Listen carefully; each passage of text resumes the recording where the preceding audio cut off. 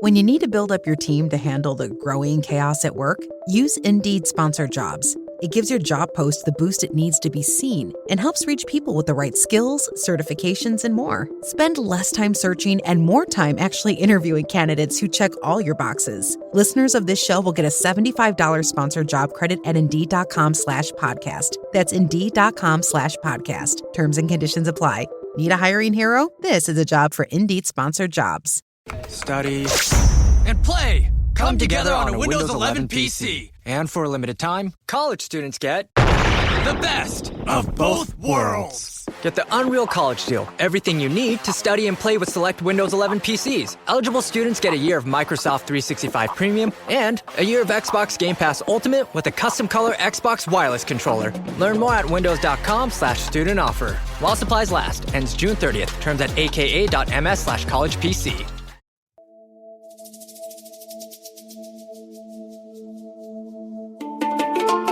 Welcome to the Modern Taoist with Kit Mann.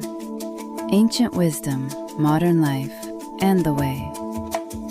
Join the free Modern Taoist community on Patreon at patreon.com/themoderntaoist or visit the website at taoananda.com. And now, the Modern Taoist. Well, hello and welcome to another episode of the Modern Taoist. My name is Kit Mann. And I hope you're having a fine day wherever you are. And I thank everybody for all the comments and questions. And don't forget to join us over on Patreon, as the voice person said. Patreon.com/themoderntaoist. Or go to the website, taoananda.org, DAOANANDA, taoananda.org or .com. Doesn't matter. Lots going on. We're still in waiting, as we've had the house on the market now for about a month. Well, no, more than that, a month and a half. And we're still kind of, in that holding pattern. That's when you face those challenges, we talked about that in the waiting episode. Face those challenges of wanting to get on, you got to remember that things are still happening in your day-to-day. And you have to be flexible. And it's not easy. I'm not going to lie. It's not easy. But you have to do it. You have to be flexible. In fact, let's jump into the episode because today is about flexibility. And most people, what I find very interesting and why I wanted to bring this up today is because of the fact that most people believe that they are flexible.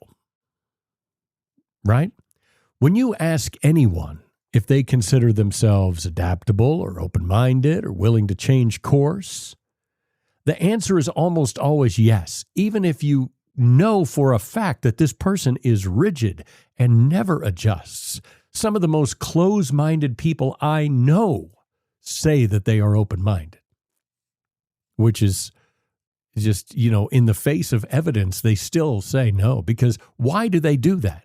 Because being adaptable and open-minded and willing to move when circumstances require you to move, these are all considered qualities of a high-thinking, highly aligned person. When life presents an actual situation that requires it, when a plan falls through, when a relationship asks you to be something that you never anticipated, or when a belief you've held for years runs up against evidence that complicates or contradicts it, when a version of yourself you've been uncomfortable with stops fitting the life that you're in now. All of these things require flexibility. And what happens with most people in most of these moments, believe it, is not flexibility. It's just not. It's resistance. It's tightening. It's a doubling down. Most people dig in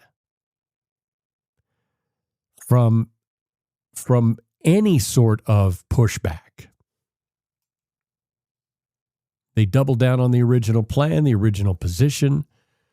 And not because the doubling down is the best option, but because changing it feels like surrender. It feels like they've lost. Like admitting something feels like a negative. Even if it's very small, it feels like a defeat. Like there is a cosmic scoreboard and you are now down an extra run. The gap between believing you're flexible and actually being flexible is one of the more significant gaps in human life. And it is observable from everyone other than ourselves. This gap doesn't show up right in front of you. It shows up sideways. In a conversation that gets heated for no reason, in a decision that gets delayed past the point of usefulness. And because it shows up sideways, most of us don't examine it and look at it. We rationalize it. We frame it as having principles. I'm not moving off of this because I have principles. Do you? I'm consistent. I am principled. I have integrity. I don't move off. I have integrity. Most of the time when I hear that, that is fear dressed up in respectable clothes. Taoism has been studying this gap for thousands of years. And not from a place of judgment about the rigidity of humans. That Taoism doesn't moralize that way. But a place of genuine observation. A lot of people that practice Taoism, and I'm one of them that this has happened to. When we observe something as being simply a fact, people that are defensive about it view it as a moral judgment. And that's not what's happening here. It is a genuine observation about how things work, about what survives and what breaks, about the difference between strength that holds by force and strength that holds by yielding. About why the most durable things in nature are almost never the rigid ones. Chapter 76 of the Tao Te Ching makes this explicit. The living are soft and yielding. The dead are rigid and stiff. Hard and strong are companions of death. Soft and yielding are companions of life. This is not a metaphor about stereotypes or personality types. Right? It is not a self-help reframe. It's an observation about the fundamental nature of vitality. Rigidity is not a sign of strength. It is a sign that something has stopped growing, stopped responding, stopped being fully alive to what is actually present. So what I want to do in this episode is take that observation seriously and allow it to follow into the actual texture of living life. I don't want to talk about flexibility as a productivity strategy or a communication technique or a leadership quality. Flexibility as a deep expression of being genuinely alive. The conventional story about flexibility reframes it as a skill. Something some people have and other people don't. Something some people have more than others. Some things that people cultivate. Something that can be developed.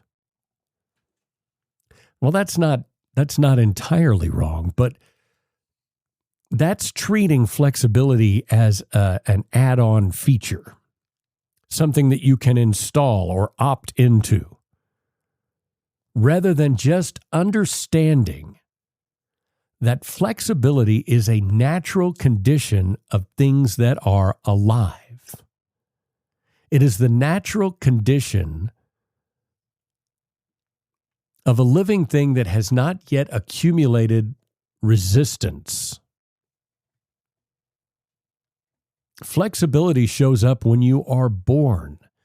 We don't cultivate flexibility. In fact, it's the other way around. We lose it over time. If flexibility is a skill you're missing, then you would need to develop it, right? If it's a natural condition you've grown away from, then what do you need to do? You need to understand it. Children are flexible, not because they've cultivated it, but because they haven't yet built structures that prevent it. They don't have a sufficiently developed identity that they feel like they need to defend or prove that they have integrity. They don't have decades of consistent behavior to remain consistent with. They don't have a reputation for being a particular kind of person that would be threatened by being a different kind of person. A child can hold a belief at breakfast and completely release it by lunch because why? Because the evidence changed and their experience changed. The belief that children have is not load-bearing. Children simply believe what seems true when? In the moment. But what happens over time is not that people lose their capacity for flexibility. It's that they build things to constrain it. Positions, identities, habits that have been run so many times that they are a groove on a record. Unless you don't know what a record is, in which case Google is your friend. Relationships and roles that carry expectations of consistency, a sense of self that has become quietly and gradually something that needs to be protected rather than something that is simply alive and responsive. These are all things that happen over time. And that rigidity that most people carry isn't a character flaw. It's an accumulated weight of life that has been lived long enough that it has become more of a shell than the internal workings within the shell. Right? Somewhere along the way, the life has confused the shape it currently has with the shape that it must permanently be.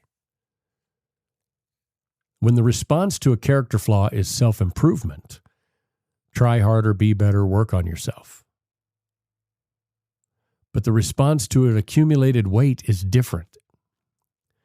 When you can realize that this is not a character flaw, but it is an accumulated weight, you can then not work harder or be better or I'm just working on myself. No, examine. Taoism is about examining what you're doing or not doing, looking honestly at what you've built around yourself and asking whether that still serves you or whether some of it has become load-bearing in ways that weren't originally intended. There are two primary places this kind of rigidity hangs out. The first is practical and external, right? I'm talking about plans and routines and arrangements of a life that have become fixed. Not because they're still the best available options, but because changing them feels like a problem.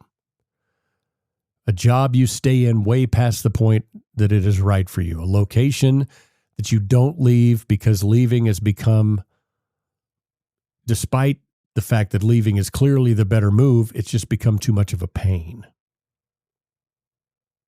a relationship dynamic that both people knows need to shift, but neither person initiates the shifting. These are examples of things that are rigid. A daily structure that made sense 3 years ago and has been running on inertia ever since. These are all external rigidities, circumstances that have calcified not through choice, but through accumulated inertia of not choosing. And they're often invisible because they require no action to maintain. They just continue on by default.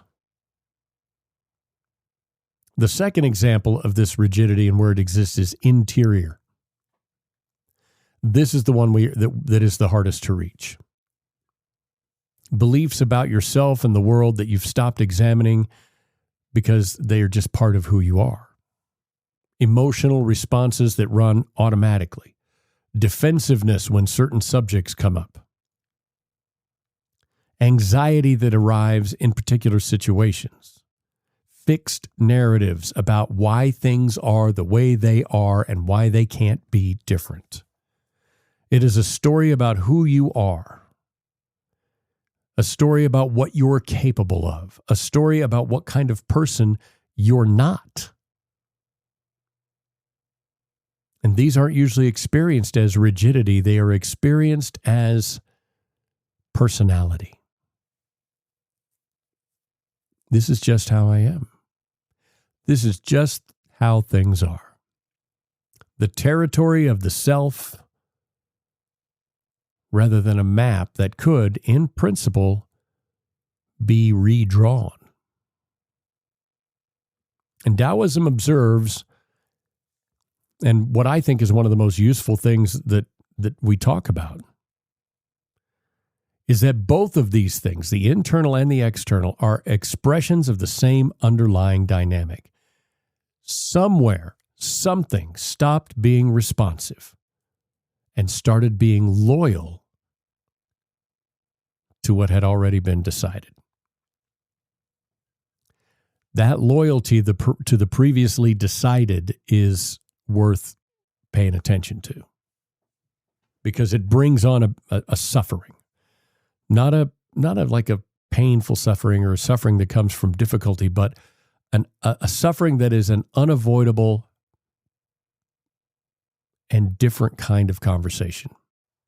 Friction that comes from insisting that what was true yesterday must be true today, and that the self who worked in yesterday's circumstances must be preserved into circumstances that have changed.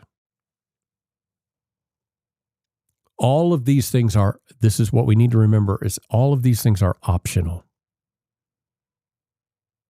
But they cannot be unchecked. They can't be opted out of until you recognize it as optional,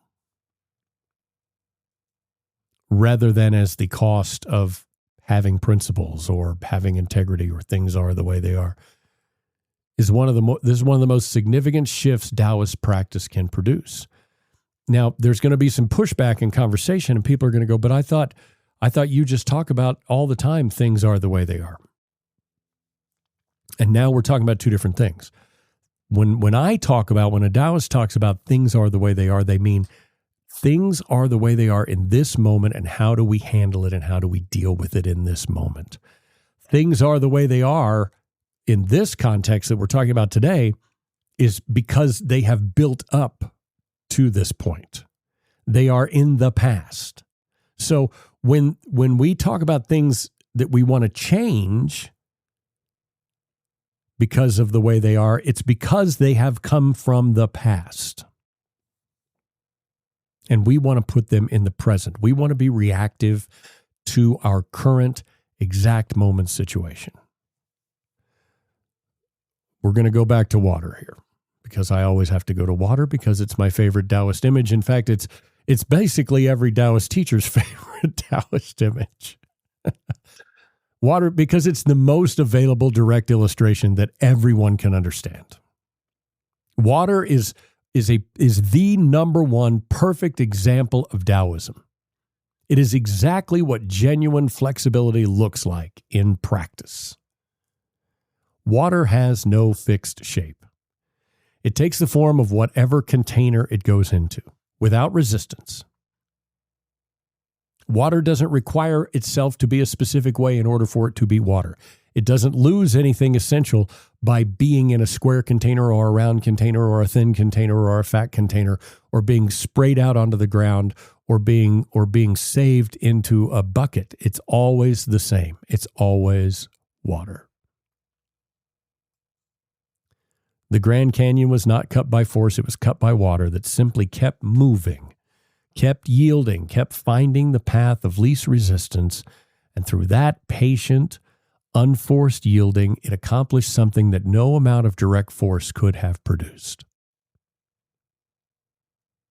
And I don't mean for the image of the river cutting the Grand Canyon to be a comfort to you. I mean for it to be a challenge.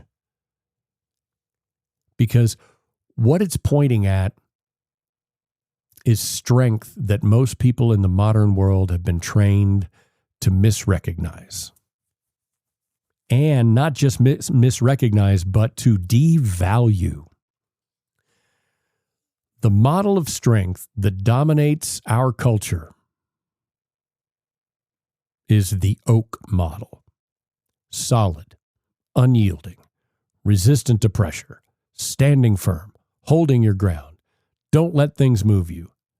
These are the qualities that get praised and rewarded in professional environments and social environments. They get held up as evidence of character and reliability. And my favorite, since I'm from the South, is used to be pounded into me daily. You got to have some backbone. The cultural story the West has written about strength is written almost entirely in the language of resistance. You hold the line, you don't back down, you stay the course. And look, there are genuine situations where those qualities are appropriate and necessary, and I will be the first at the front of the line. Integrity under pressure is a real thing. Commitment to something worth being committed to is a real thing. The refusal to abandon a genuine value because it would be convenient to do so is not rigidity, it's character. Taoism is not asking you to become someone who blows in the wind and just never has commitments or abandons positions the moment they're inconvenient. That's a whole different problem on itself. But the oak model has a limit that Taoism identifies. In a storm, the oak stands firm and will be the first thing to break. The willow, which seems weaker, which bends and waves dramatically all over the place and appears to be overwhelmed, looks completely normal when the storm is done. When the storm passes, it's still there, still whole, while the oak is laying down in the middle of the street. The mechanism of rigidity runs like this. Something like an identity, a belief, a position, a plan, whatever, becomes associated with your sense of self, not because of something you hold, but because of something you are. And once we identify something because of who we are, it becomes about our ego. And once that happens, any challenge to the thing that feels like a challenge outwardly then switches and becomes a challenge to you inwardly. Any evidence that you might need to change becomes evidence that you were wrong, which then becomes evidence that you are diminished, which then becomes evidence that you have lost, which means there's another point for the other team on the cosmic scoreboard. And the argument is no longer about the position, whether it's correct or not. It is about whether you have won the argument. That difference between the thing and the self is where flexibility dies. Because once it's in place, the cost of changing is no longer just the practical cost of adjustment. It becomes a threat to your identity. And people will absorb enormous amounts of practical damage to protect their identity. People will stay in the wrong job, the wrong relationship, the wrong position, the wrong version of themselves, all to protect their identity. People will suffer significant costs to their actual well-being, their health, and their relationships simply because the act of changing would require acknowledging that you might not have made the right decision in the first place. Or that the map that you drew was wrong, that what felt like a destination was actually simply a waypoint, and we hate to admit that. Taoism untangles all of this by refusing to treat identity as a fixed thing. This is a more radical position than it actually sounds. We have talked about it before. A Taoist sage or a teacher is not described as someone with a particularly strong and consistent brand, a core, a clear and reliable set of positions. They're described as someone who is fully responsive to each situation as it actually is, without the interference of a fixed ego. They can yield where yielding is appropriate. They move with what's present in the moment. They act strongly if strong is called for. They can do all of this fluidly and without damage, precisely because there's nothing to damage. This is why bamboo is the image that captures this more fully. Taoist teachers and Zen teachers, Buddhists, don't use bamboo simply because it's Chinese. Like, bamboo is a symbol for a reason. Bamboo adds something important: rootedness. In a storm, the bamboo bends almost all the way to the ground. If you walk by bamboo in a storm, you'll think, well, that's done. But the roots hold. Bamboo roots are insanely strong. And when the storm passes, it goes boing and comes right back to vertical. Doesn't make the boing noise. I threw that in for you. It didn't break because it didn't resist. And it returned because what was essential, its root, its living center, was never threatened by the fact that it bent. You see what I'm saying? Its identity stayed the same because it was able to bend and come right back. The bending was possible precisely because the root is secure. That is the model. If you want to put nature into the model of what we're looking for as a human, that's the model. Not the oak, the bamboo. Flexible in the surface, rooted in the center. So the question that the practice asks is, what is your root? What is the thing that is genuinely essential, that genuinely cannot bend without breaking you? And is the list of things you're currently treating as load-bearing actually that short? Or have you over time added things to the essential list that don't really belong there? Habits, positions, self-images, stories about who you are that feel essential but are actually really just familiar.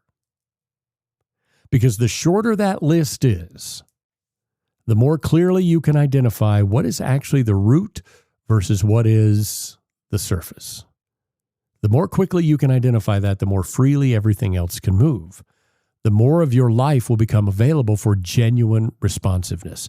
And the more resilient you become, not because you've made yourself hard, but because you've made yourself honest about what you need to protect and what you're simply protecting out of habit.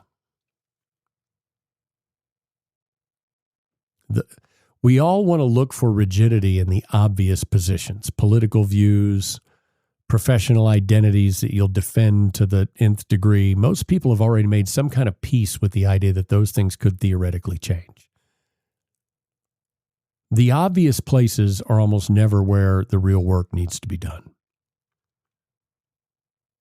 The place to look is the texture of your ordinary daily life, where the pattern reveals itself in much smaller moments and in ways that are easy to dismiss simply because they are small. Notice what happens when a plan changes. Not a major plan. I'm not talking about big stuff, just ordinary stuff. You were going to do something a particular way, and it turns out that's not possible. A small logistical adjustment is required. How do you react to that? How does that land internally? Is there a clean adaptation, a quick read of the new situation, and a natural movement towards the next response? Or, more likely, is there some friction there? Some irritation, a little bit of pissed off, a brief internal insistence that the original plan was just fine. Why doesn't it ever? A low-level mourning for the thing that was supposed to happen.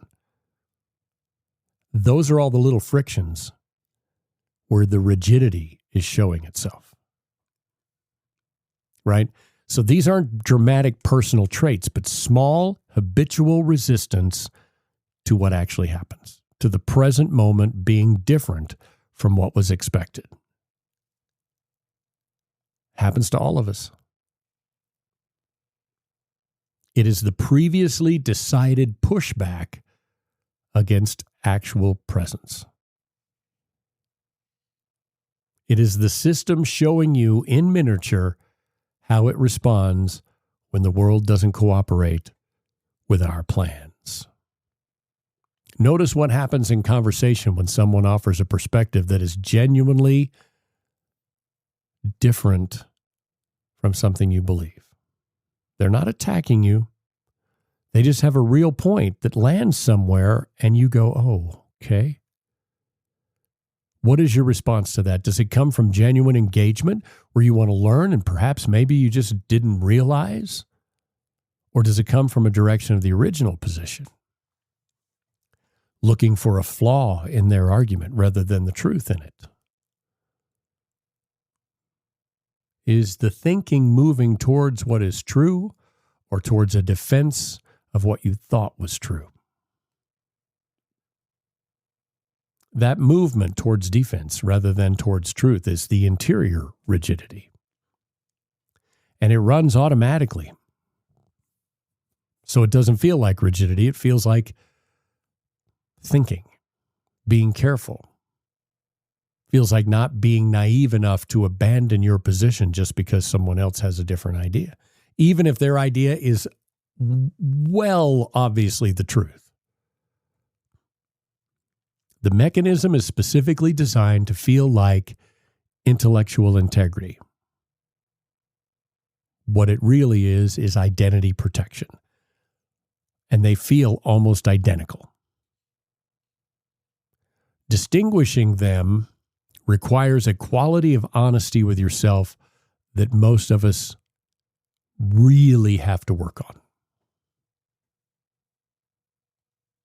There is a difference between holding a position because examination confirms it and holding a position because changing it feels costly. The first is intellectual integrity. The second is ego. Right? The second is the previously decided winning or the need to win over the actual present situation. They produce identical behavior from the outside and they feel similar from the inside, but they come from completely different places and they have completely different consequences in the quality of your thinking. There is a situation that concentrates both the external and the internal rigidity into one place. And it's one that almost everyone has experienced in some form. It is a situation where you genuinely know, in some clear and uncomfortable part of yourself that something needs to change. We have all been there. You may be experiencing right now, you may be thinking to yourself, there is something in my life right now that genuinely needs to change. And you're not changing it. And it's not because you haven't noticed. It's not because the information isn't available. It's not because you lack the practical means to do it. But because the thing that needs to change is connected to something you've built your sense of self around, and the prospect of dismantling it feels on some level like dismantling yourself. I went through this when I absolutely knew from the bottom of my pit of my stomach that I needed to get out of the radio business. I had been doing it for too long. I was burnt on the process and on the business, and there were many, many, many dozens of reasons why I needed to do it, and I knew I needed to do it. And every time I tried to do it, I kept telling myself, I am demolishing who I am. I am dismantling myself because I was so tied to that identity. And it is a painful, painful position to occupy. It produces a low-level, chronic dissatisfaction with everything. You walk around with a vague sense of inauthenticity, of living slightly next to your own life rather than inside it. It makes you tired. A tiredness that isn't resolved by getting rest or taking time off. Because it's not a physical depletion. It's coming from the sustained effort of maintaining a position that is no longer real. Lao Tzu's observation about the living and the dead becomes a mostly directly relevant here. The refusal to change what clearly needs changing is not strength. It is, in a Taoist sense, rigidity. The first movement towards the condition of something that has stopped growing, stopped responding, stopped being fully in contact with who you are. And we have a recognition practice, not a technique for becoming more flexible. This practice asks you to sit genuinely, without the rush to reassure yourself, with one question. Where in my life am I currently being loyal to the previously decided rather than responsive to the actual? Where am I holding something not because it's still true, but because releasing it would require admitting that it stopped being true a long time ago? And you need to ask this question of yourself without judgment, just with a genuine examination. Because the answer to that question is exactly the place where flexibility has to be initiated. Not in the area where changing feels easy. That means you're already flexible there. In the area where it feels costly. The application of flexibility in Taoist terms is not about becoming someone who changes their mind easily or abandons commitments at the first sign of difficulty or moves through life without any freaking direction. That would be a completely different issue. Bamboo bends, but it has roots. The water yields, but it always moves towards the sea. Flexibility without a center is instability with justification. What the application actually requires is the ability to distinguish between two things that feel similar, but are completely different. Developing the ability is the actual work, not a one-time insight. It's an ongoing practice of honest self-examination. The first is the kind of holding that comes from genuine alignment, from a position, a commitment, or a direction that has been examined and found to be true and that you find it worth maintaining, even if it's inconvenient. This is the holding that deserves to be held. This is where standing firm is actually appropriate. Not as a habit or a default, but as a considered response to what is happening. The second kind is the kind of holding that comes from the accumulated weight of ego and identity. From a position, a habit, or a version of yourself that is being maintained, not because it's the best available truth, but because changing it feels like you are betraying yourself, a previous version of yourself. It feels expensive. It produces fatigue. And it has an almost infinite capacity to disguise itself as the first kind, which is why it is so hard. One way to begin developing the capacity to tell all of these various versions of rigidity and flexibility apart is through a specific question applied to places where you notice yourself holding firm. And the question is not, am I right? That question almost always produces defense. The question is, rather than ask yourself if you're right, ask yourself, if I was wrong about this, if I am wrong about this, what would that actually look like? What evidence would exist? And does that evidence exist now and I'm ignoring it? Have I genuinely looked for it? Actually looked for it with the same rigor that I'd apply to confirming? What if you looked for reasons to move off of the position rather than reasons to stay on the position? In the practical circumstances of your life, arrangements, routines, situations that have become fixed, flexibility looks like regular, honest assessment of whether what's in place is still the best available option. And treating them as equivalent to one of the quieter ways that life can gradually stop being responsive to what's actually present.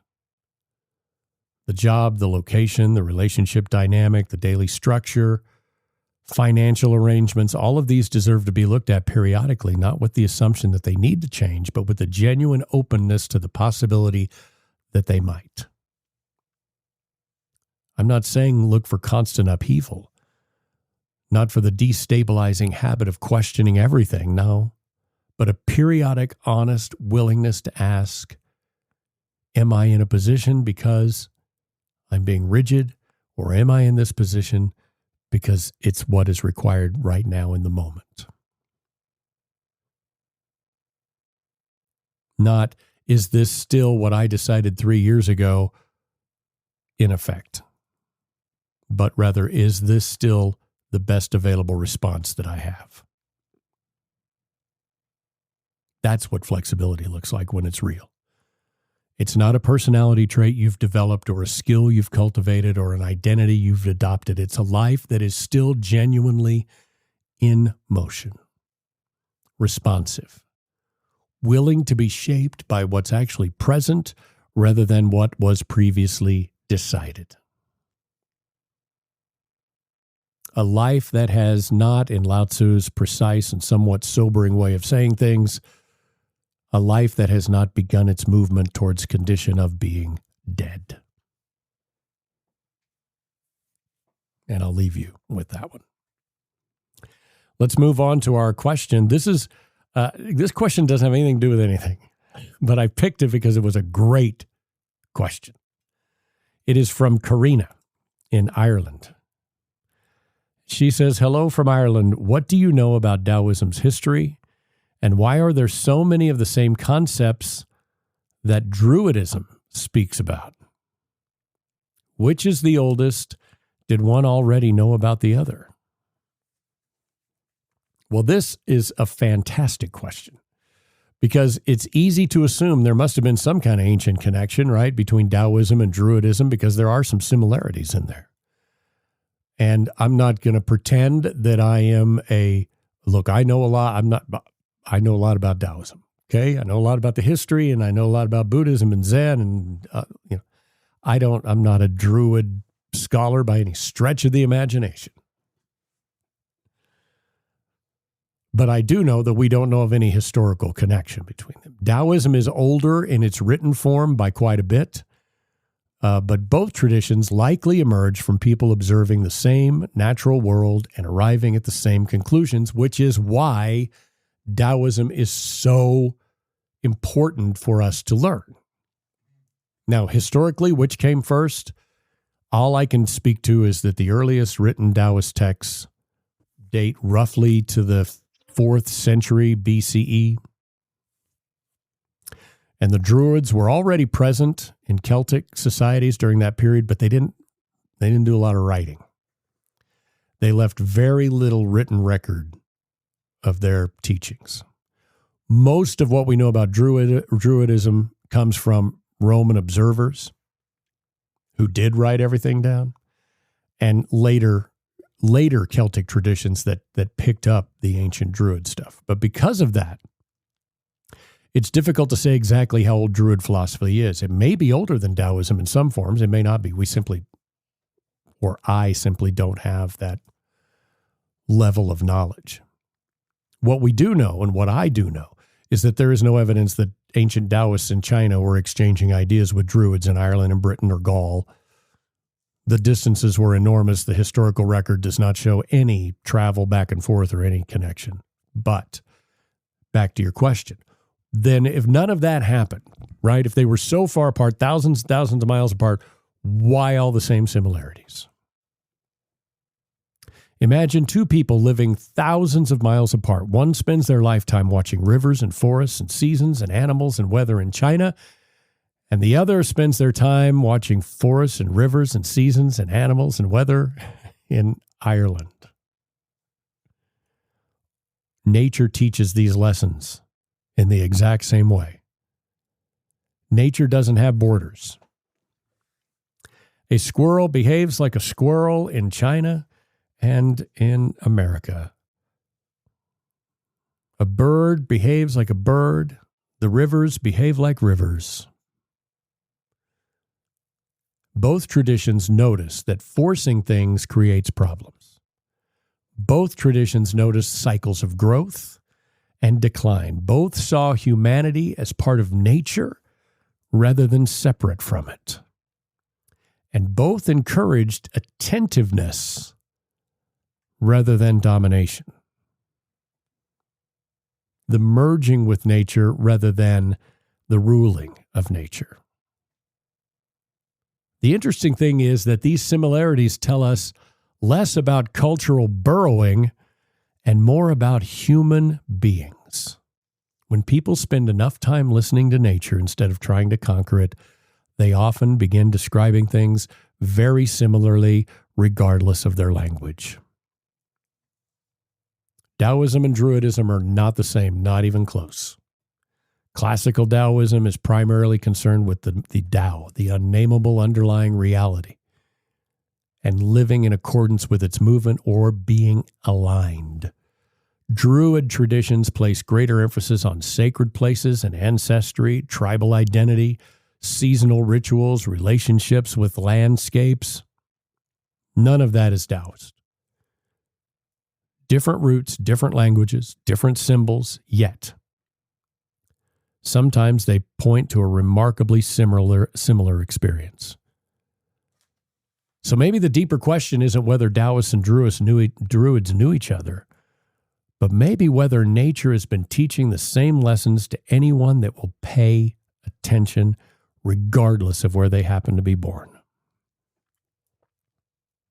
Your Taoist assignment for this week. Find something in your immediate environment that has been in the same place for a long time. I don't care what it is. A habit in your morning routine, a piece of furniture, an object you pass by every day without even seeing it anymore, and change it. Move it. Move the credenza to the other side of the room. Stop taking the same route to work. Something small, something practical, something that requires no significant decision or commitment. Notice what the changes produce internally. I'm not talking about the practical effect. I'm not talking about making a decision whether it's worse or better in the new arrangement. Just the internal response to the simple fact of something being different than it was. Was there resistance? Did you find a minor pull towards restoring the original arrangement? Was there a brief discomfort with the unfamiliarity, or was there ease? Was there just a simple joy in noticing and a quality of simple interest in the new thing? Whatever happened, I'm not judging, just notice it. You're not drawing a lesson about rigidity or your flexibility here. You're giving yourself a small, direct physical experience of what it feels like when something changes that didn't have to. And that feeling is the starting point of flexibility. Taoism, the Tao Te Ching's observations about the living and the dead is not meant to be morbid, it's meant to be clarifying. Rigidity is not a personality type or a character flaw or something that happens to other people. It is a natural tendency of anything that has existed too long in one shape to begin to die. Flexibility is not about being agreeable or yielding or abandoning your values when things get difficult. It's about genuinely being responsive to the actual circumstances of your life, to the actual evidence of what is in front of you, and the actual requirements of the present moment. The water doesn't force its way through the stone. It finds a first available path. You don't have to become flexible. You have to stop working so hard at being rigid. You're already flexible.